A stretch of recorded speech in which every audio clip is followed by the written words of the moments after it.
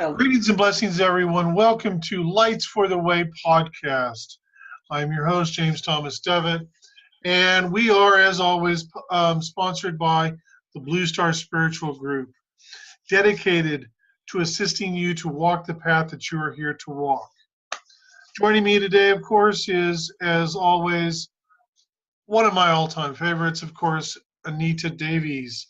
And today we have gotten some questions from some of the listeners, and we're going to be addressing some of those, talking about different things, and hopefully this will be some information that you will find useful and some information that perhaps you hadn't thought about before.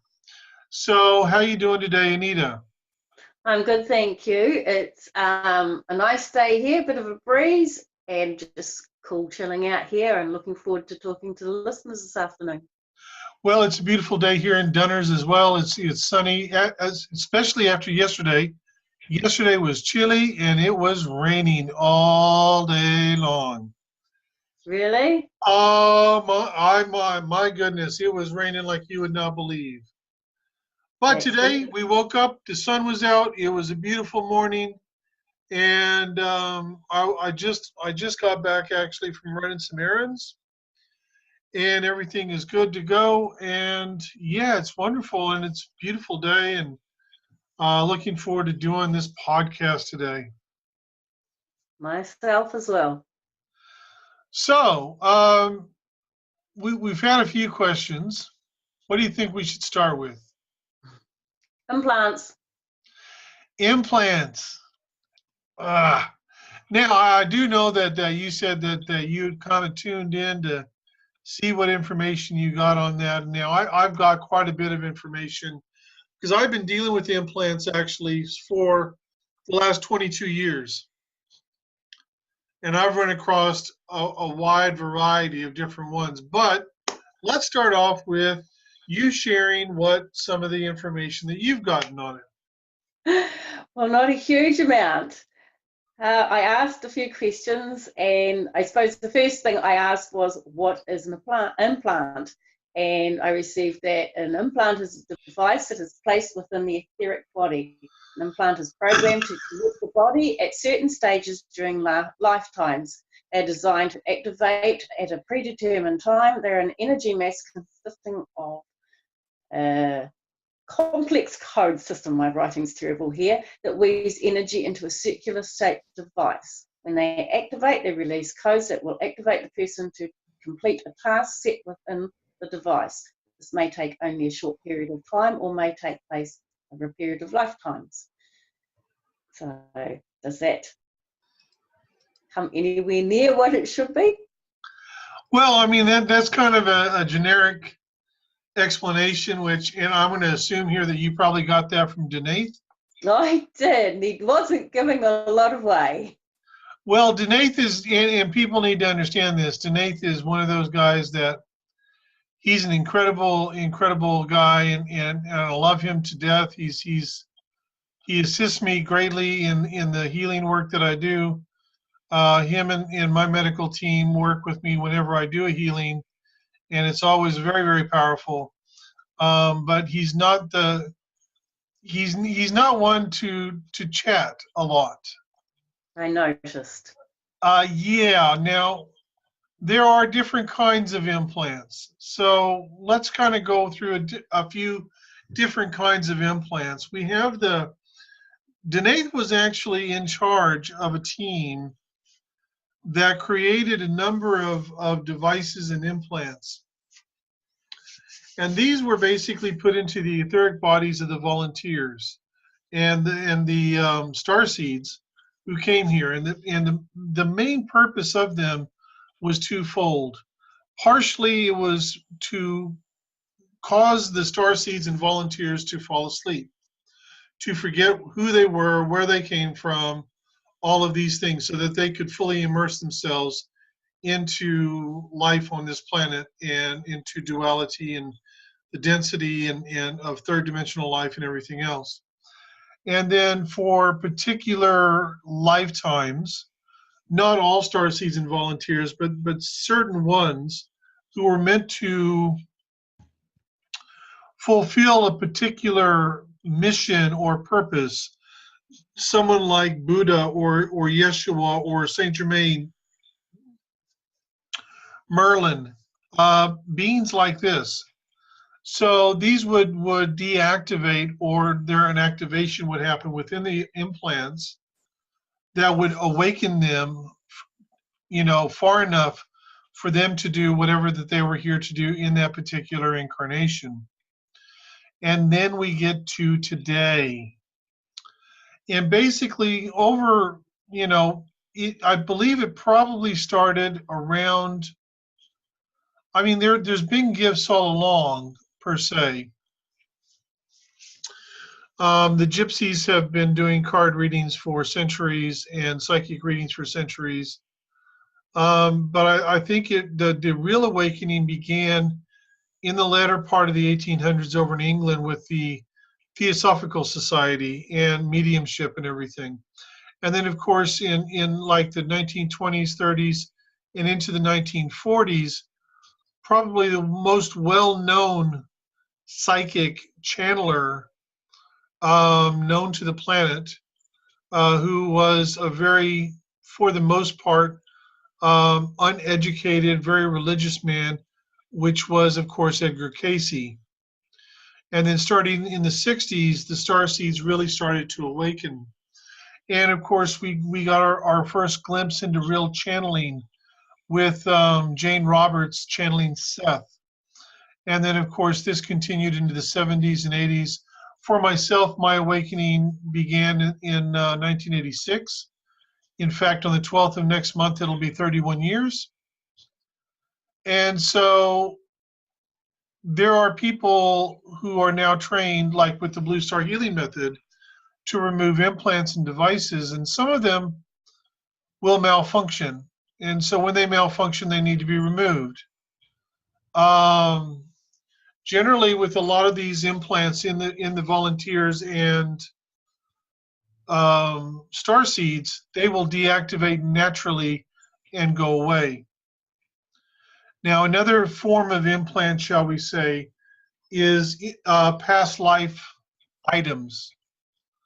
Like you could be a Roman soldier and you're alive today. You were a Roman soldier, let's say in 1 BC, and you're still carrying that helmet on your head etherically.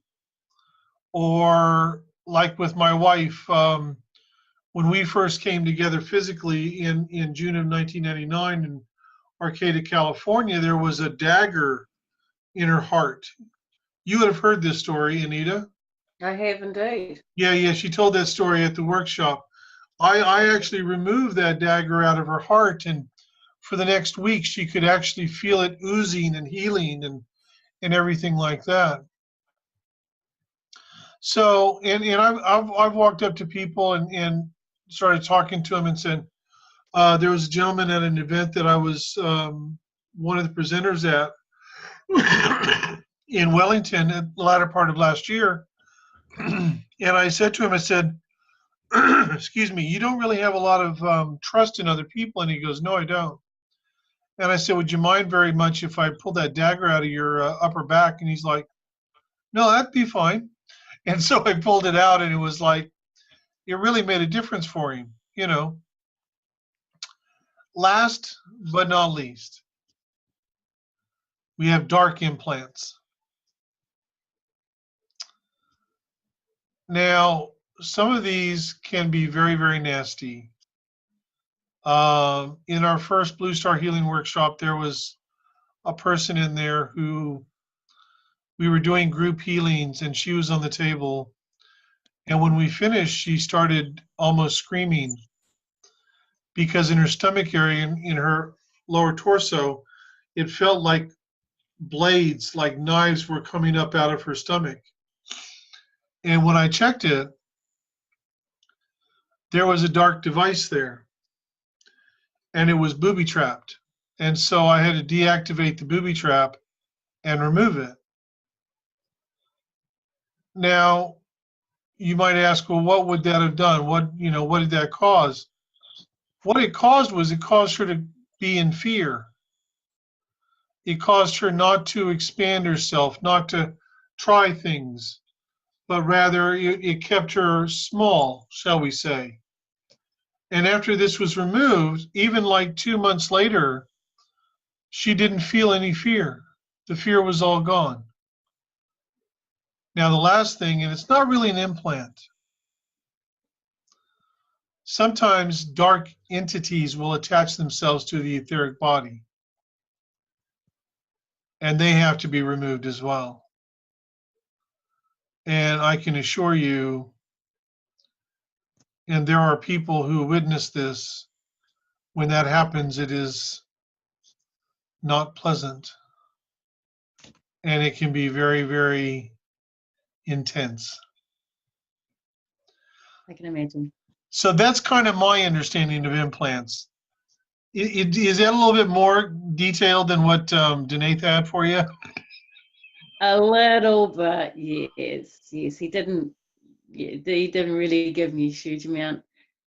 It's amazing that so much can happen within our etheric body that we're unaware of. Now, I've done your Blue Star healing course, and Yeah. I have actually removed an implant with your help because I felt an energy block, but I couldn't work out what it was. And eventually you came over and gave me a hand, and we unscrewed it and we removed it. But we removed so many things from the body and we healed so many wounds. What amazed me is the layers and the layers and the layers. And I know with me, at one stage you said, you see too much, you're just going to have to move on, because for every layer I moved, another one would just immediately come straight up. No matter what area I was working in, it would just be layer after layer after layer would continuously come up for me. Well, imagine, if you will, let's say you've lived 1,000 lifetimes. Yes, then it's very easily done by all of us. So let's say you've lived 1,000 lifetimes. Can you imagine, if you would, just for a moment, how much trauma you would have experienced? How much crap you would have experienced? How many of those lifetimes had you been a murderer, or had you taken lives? How many times of those lifetimes had you been murdered, or had been raped, or you were a rapist, or you were a slave or a slaveholder, or whatever it might be, or a soldier? We all go through all of these things. And the problem is that when we experience something and there's still an emotional tag to it, it creates something within the etheric body that we start carrying around. So sure, I mean, let me put it to you this way. The first thing that I removed out of Janice, my wife, was that dagger in 1999. 2 days ago, I was still removing crap out of her. And trust me, it wasn't a situation that I've waited since 1999 to just continue just a couple of days ago. No, no, no, no, no, no, no, no, no. This has been going on for years and years and years. So you are absolutely right. There are different layers. And sometimes it's important to tackle those layers, and sometimes it's not as important. I understand that. Yeah, it's quite mind-boggling to think about it, though, that we carry so much around that we're not aware of, but it has such a profound effect on our life. It does. And that's what I think a lot of people see. A lot of people, they fail to realize that. They get caught up in the illusion of their incarnation, and they fail to realize that this one incarnation is one drop in the bucket of countless incarnations. So, and although it is true that the most important lifetime that you're living is the one that you're currently living, and that is very, very true, but at the same time, it is a situation where you know, it is important to try and deal with and remove those things that are affecting you in this incarnation. You might carry something in your etheric body and it won't affect this nothing about your life at all. And there may be something else in there that's having a profound effect on your relationships or on your interactions with others. You know what I mean? I do, totally. So, what's another question that we've got? We were asked about activations. What is an activation? When we activate, what is an activation? Well, generally with activations, what happens is, as starseed and volunteers, we carry within us encodements. Now, some of these encodements are what I would term long-term encodements. They might have an effect or something that's far-reaching, that goes beyond the normal, that goes, say, through many lifetimes. And some of the encodements are specific for this particular lifetime and for what we are here to do. Sometimes those encodements can be activated in what would be termed remotely, so they can be activated by our guides or someone like that. But there are times when people like myself, even you as well, we will get information to do an activation on those encodements within people. Now, part of the problem I feel is that there are some people out there who think that they are getting these encoded activations and they're not. And because of this, they've got people who are buying into what they're sharing. And the problem is that they think that they're feeling something from it because they're wanting to be so supportive of the person, and they're not really truly discerning. And because of this, of course, we have this situation where basically not everyone has access to the activations for the encodements. I would say I don't think many have access to the activations for the encodements. I do two kinds. As you know, I put light language out from different light councils, and they are encodements for their own species. Yes, I do know this. Expectation is that if I put out a Lyran, say I have put out a Lyran encodement, it should only activate for those who come from Lyra, not from someone from Arcturus or Pleiades, any of the other star systems, but for Lyra and Lyrans only. Yes, that is absolutely correct. Yeah, I look at those encodements and they do nothing for me. They mean nothing to me. I will give the message that the Light Council wish their members, volunteers to have to help them understand. But I also do personal encodements for those who need it or when it's required. And again, they won't activate me. They're not meant for me. Once they're used, they're null and void. You can put your hand on it, you can stick it on your forehead, you can put a crystal on it, whatever way they activate, because your guides will tell you how to activate them. Once you've activated that encodement, and you will feel that activation, you'll actually feel it. You should feel it in your third eye area. It could actually make you feel quite uncomfortable for quite some hours, even for up to 48 hours. But once you've released that encodement, it's null and void. It no longer exists. To put it out repeatedly out online, as I've seen some people do, is a complete and utter waste of time. And people have expectations. So they see this encodement and think, oh, I know what an encodement does. And their expectations, they feel the feelings of the encodement, even though it's not really working for them, because it's their expectations of what this should be doing for them. You know, you're absolutely correct.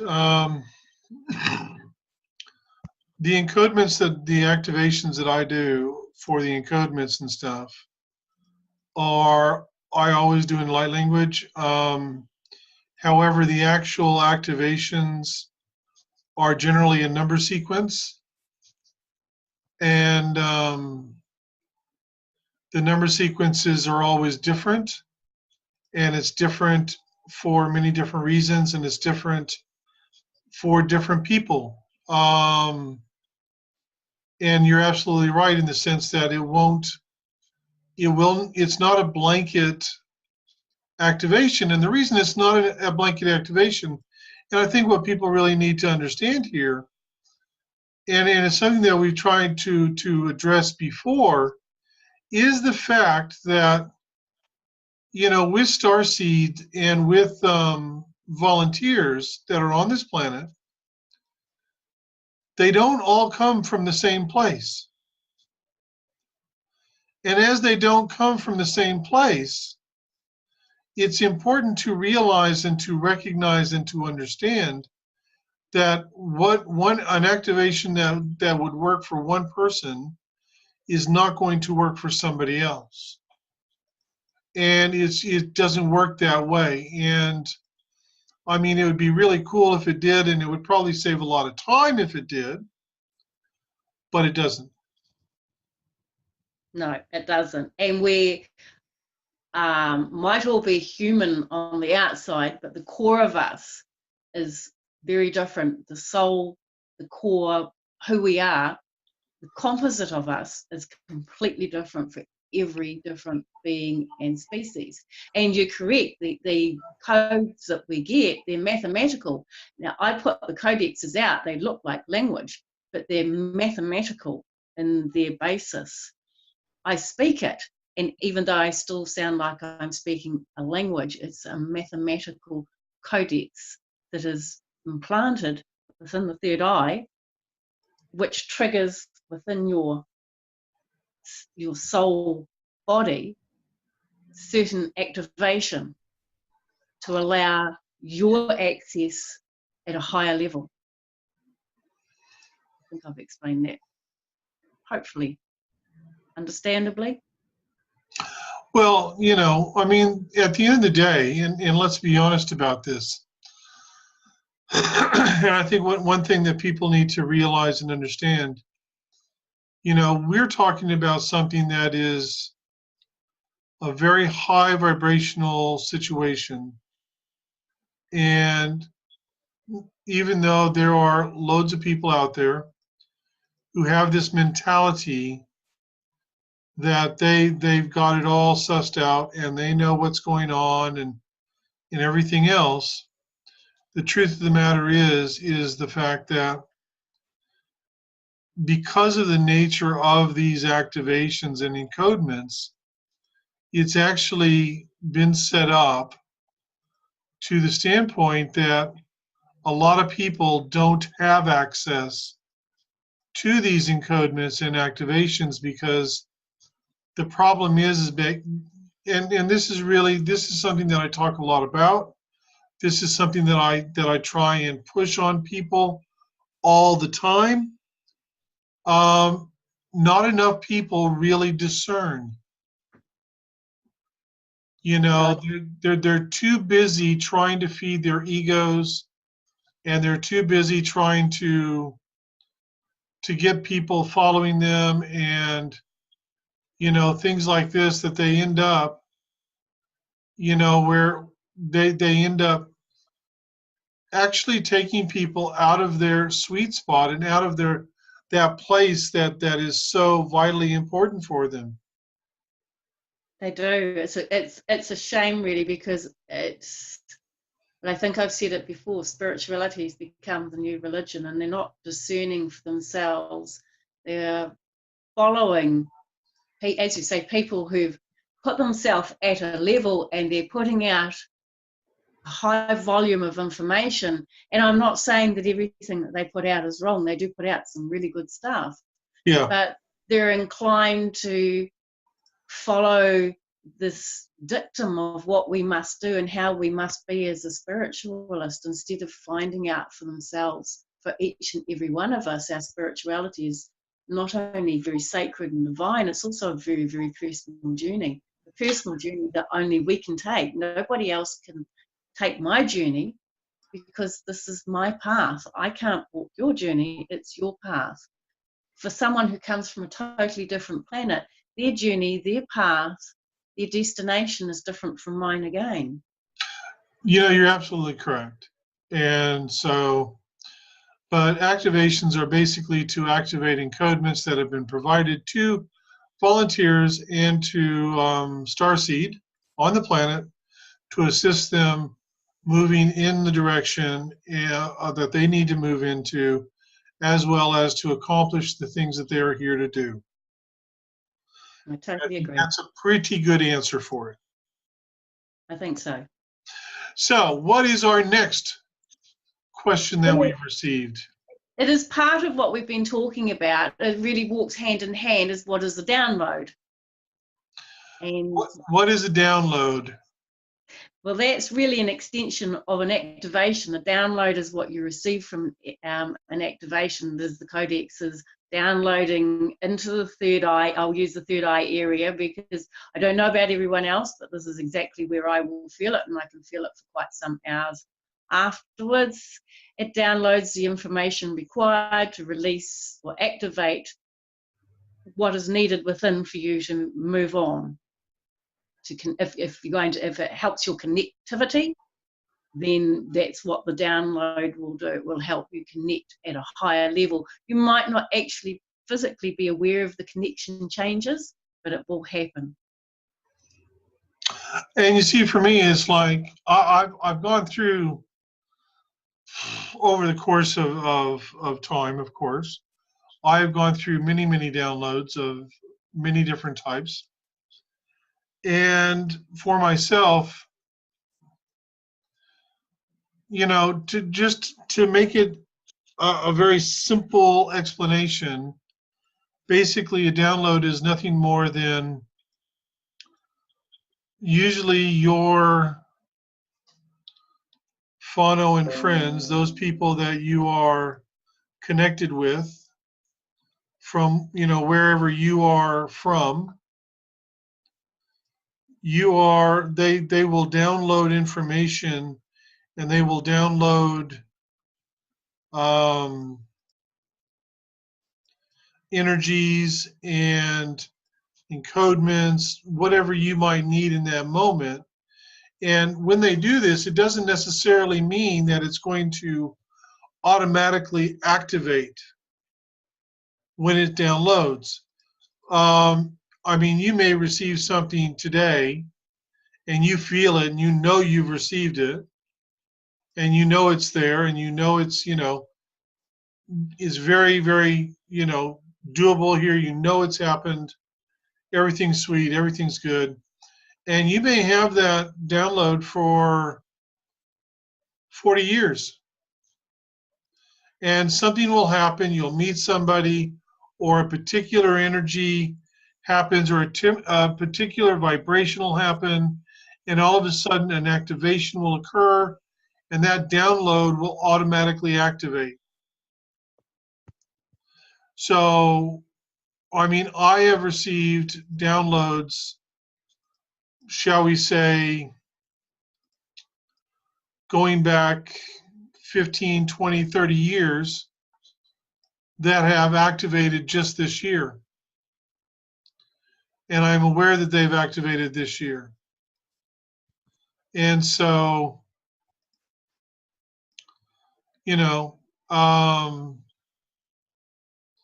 so sometimes when we activate a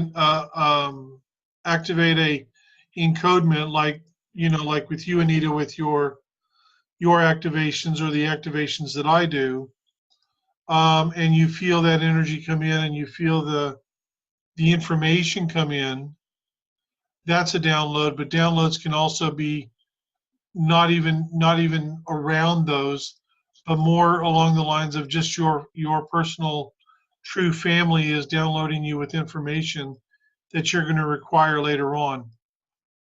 That's interesting because I wasn't aware of that. So that's really interesting. It reminds me of the implant which gets popped into the system, and then say 40 years down the track, way it goes, or 1,000 years down the track. It's very similar, isn't it?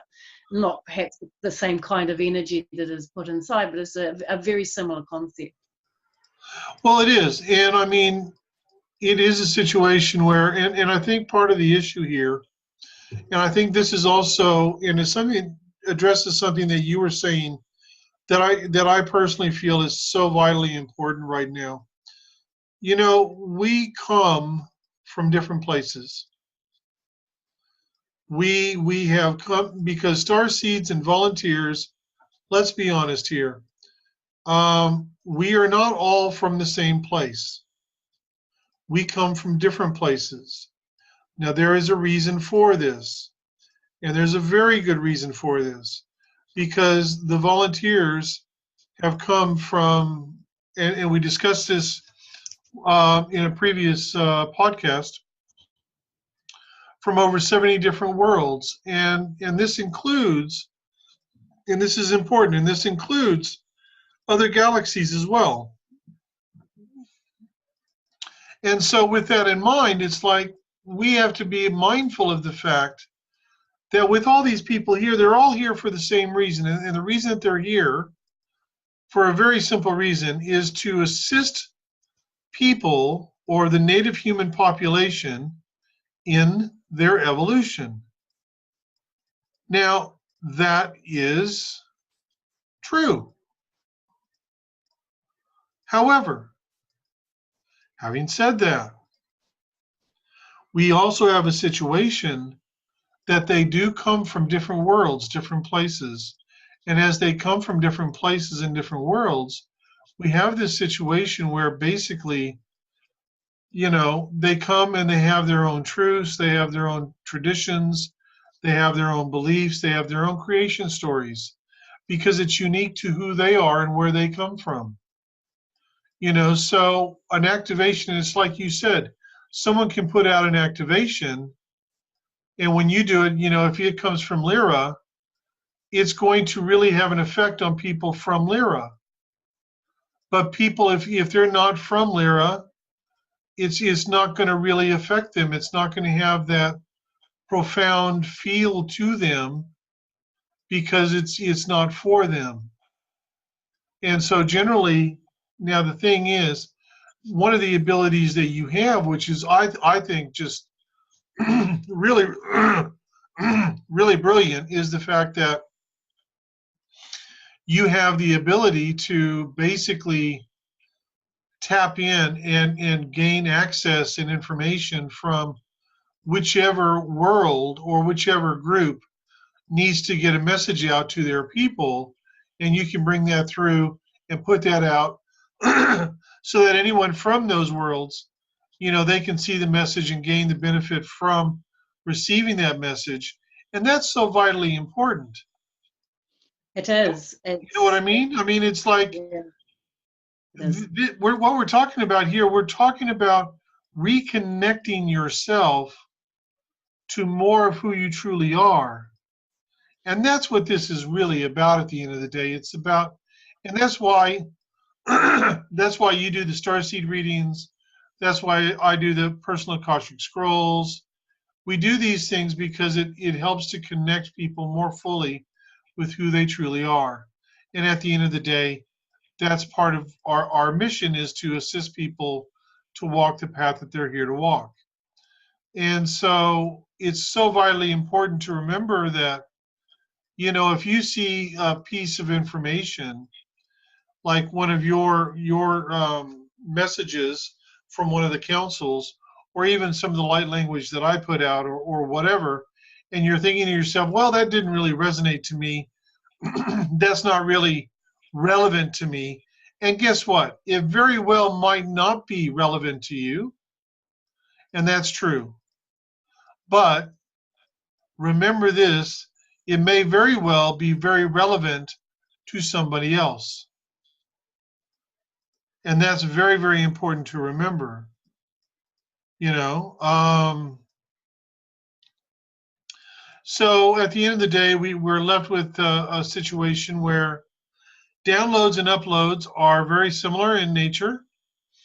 and it's energy transfer, information transfer, and it's all geared very simply to assisting people to connect more fully with who they truly are and to gain the information that they require to do the things that they're here to do. Correct. I'm listening to you talking, and I'm thinking, it's Danae put these implants in us when we first came here, and we're actually reversing the implants. So we're now reversing the effect of that, and we're giving the information, the energies, the codexes, what is required to reconnect and remove the effects of the implants, to take those effects away so we can fully reconnect with who we are. Because when I do a reading for someone who's from a star system, they just say straight away, wow, that resonates. I totally understand your reading. It totally resonates with me. I really feel the feelings, and it starts to bring their true selves back into their being. This may come into more effect in the next lifetime, so it will help to a certain degree. Once they come into the next lifetime, they'll be far more reconnected to who they were. And as time comes, eventually they'll be totally reconnected to who they are. They'll know who they are. They'll know their purpose. They'll know why they're here. And they will finalize that part of the job they're here to do in their last lifetime. But in truth, if they're going to come back, it may more be a situation where they don't actually remember necessarily who they are or where they come from, but more along the lines of they are more in tune with who they truly are and run their true energy. And therefore, even if they don't have full memory of who they are and where they come from, what they are able to do is live more authentically and more in alignment with who they truly are, even if they're not, more aware of who they are. I honestly believe that right now we are in a place on this planet, right here and now, where people are meant to have more information with regards to who they are and why, where they come from and this sort of information, which is why I believe you've been given that task of assisting people in awakening to that information and getting that information. And with that in mind, we do have this situation where right now I believe that a lot of people are remembering more of who they are, but it's more along the lines of being able to walk or to remember enough to move beyond what we have been burdened with, like the karma and different things like this, so that in our next incarnation, once we leave this incarnation, for all those star seeds and volunteers who are coming back, and that's already started, it's going to be a situation where a lot of these things that they've been carrying for countless lifetimes will now be able to be easily removed in the Akash before they incarnate, so that they're more fully in line with the new energy. Does And that they're make not sense? carrying the burdens. Sorry, they're not no longer carrying those burdens with them, Right. because Does that make sense? it does, because the karma, I see myself when I read from the Akashics, just how much of a burden the karma is and how it profoundly affects the lifetimes of people, particularly now. It's amazing. It's communication, being able to communicate with people.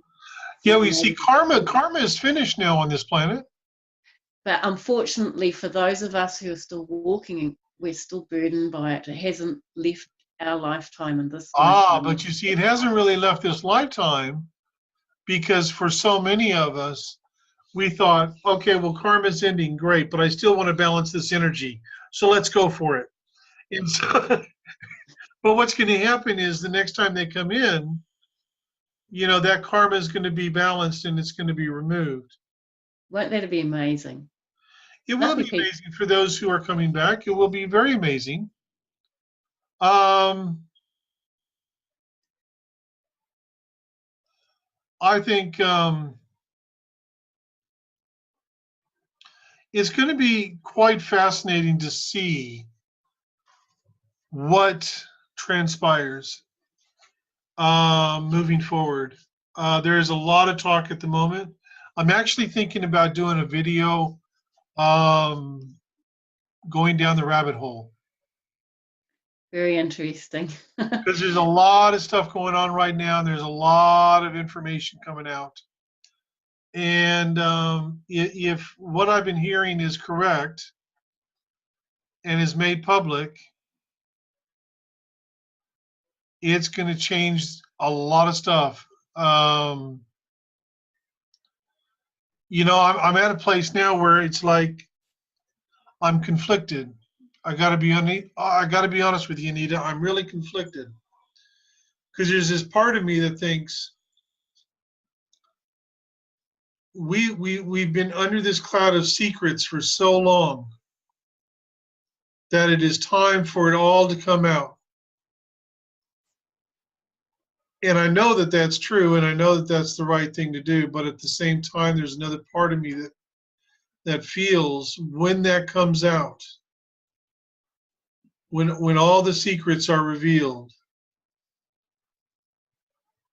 I just don't know how a lot of people are going to react to it. And I have a feeling that there's going to be a lot of people that are not going to react very well.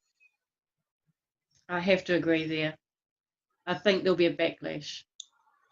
Oh, I know that there'll be a backlash, but I'm just, you said something interesting to me earlier before we came on online for the podcast.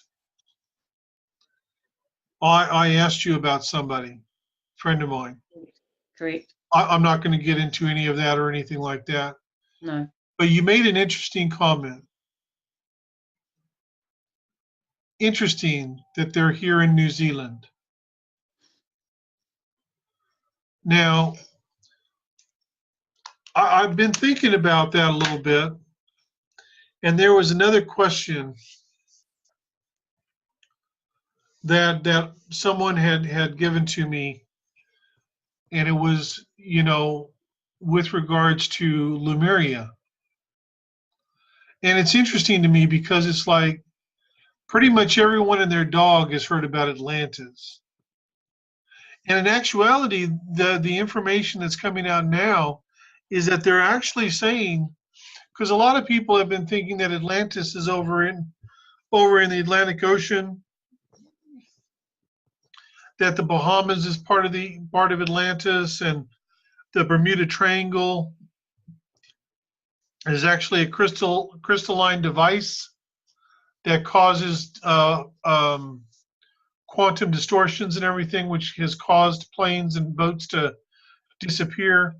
But now there's a lot of information coming out at the moment trying to give the indication that Atlantis was in fact in what is now Antarctica. Interesting. So very, very fascinating. Now, what's fascinating to me is I was asked where I felt the strongest concentration of Lemurian energy is. Now, Lemuria, of course, I do know that part of Lemuria today is what we know of as the Hawaiian Islands. The Polynesian people, which include the Maori of New Zealand, probably the Moriori, which that was people that was here before the Maori. People from Rapa Nui, which is also known as Easter Island, the Polynesian people, basically.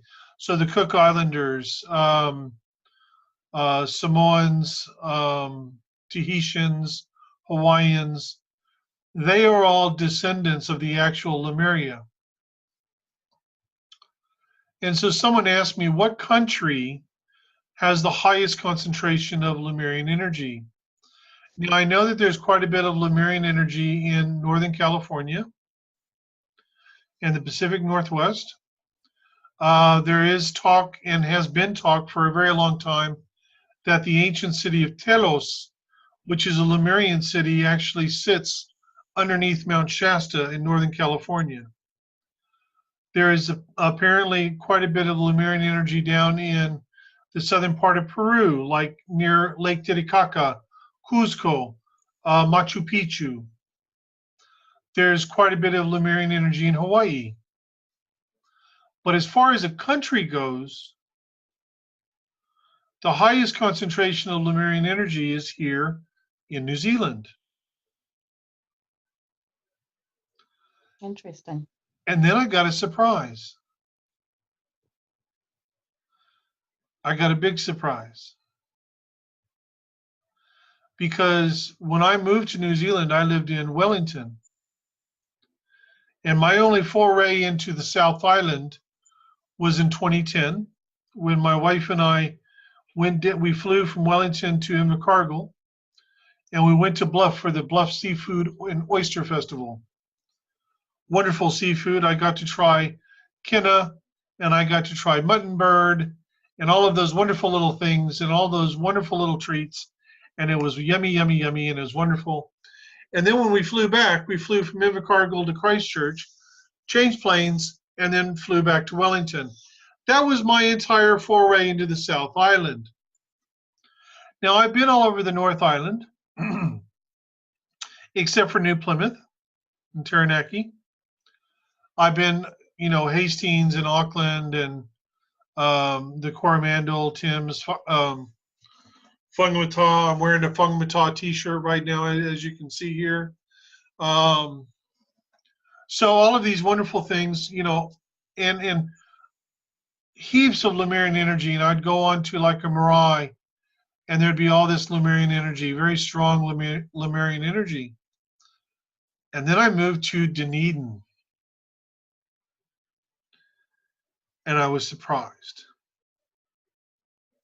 Now, I don't know if you know this or not, but do you know what the name Dunedin means? No, and I live in the South Island. How bad is that? Oh, that's very bad, very, very bad. I'll tell you what Dunedin means. Dunedin actually means, because it's actually Gaelic, and it means Little Edinburgh. And Dunedin is a very Scottish town. And one of the things that my wife and I kind of felt first time we came down here, which is actually like a year ago this month, there's a lot of wee folk here. So fairy, elf energy, those types of things. We have quite a few fae that are like in our backyard, which is down a hill and covered in trees and everything else. But there was something else that really shocked me. Dunedin has a very balanced energy between Lemurian energy and Atlantean energy. And that surprised me. And there is one other thing that's really surprised me. Dunedin is a very Scottish town. And it was basically it's the oldest city in New Zealand. Otago University was the first university in New Zealand, here in Dunedin. Otago University was the first university to allow women to go to university. So it's got a very long and strong history here. And at the same time, there's only about 120,000 people that live here. And over the course of the next 10 years, they're only expecting the population to increase by maybe 6,000 people, which I think is fantastic, because we have lots of open space here and everything else. But the fascinating thing to me is this. My wife and I, we've met some really great people. We have some really great friends here. And we go to the pub here in Mornington, usually once a week. We just have one or two drinks and just chat and, have a good time for a couple of hours and then, come home. And then we normally get together on Sunday afternoon and evening. And one thing because I watch people, I observe people a lot. And one of the things that I've noticed is there's a lot of starseed and volunteers here in Dunedin. They're not awakened though, but they live here. They reside here. It's almost like they are maintaining the balance of energy. I haven't completely figured it out yet, but it's very, very fascinating. Now, before we finish up, do we have any other questions that we've received? No, that was it. So for all of you people out there, if you have questions, if you have ideas that you'd like for the show, anything like this, please email us at lightsthewaypodcast@gmail.com. If you're listening to this on YouTube, you'll actually see our little email address. Feel free to email us. Be more than happy to address your questions or ideas for the show. Now, again, I would like to mention that I am available for personal Akashic scrolls, for healings, for spiritual coaching and counseling sessions, for life coaching sessions dealing with career, self-esteem issues, as well as relationships. And I am also available on Skype, in person, or via email. And it doesn't matter where in the world that you are.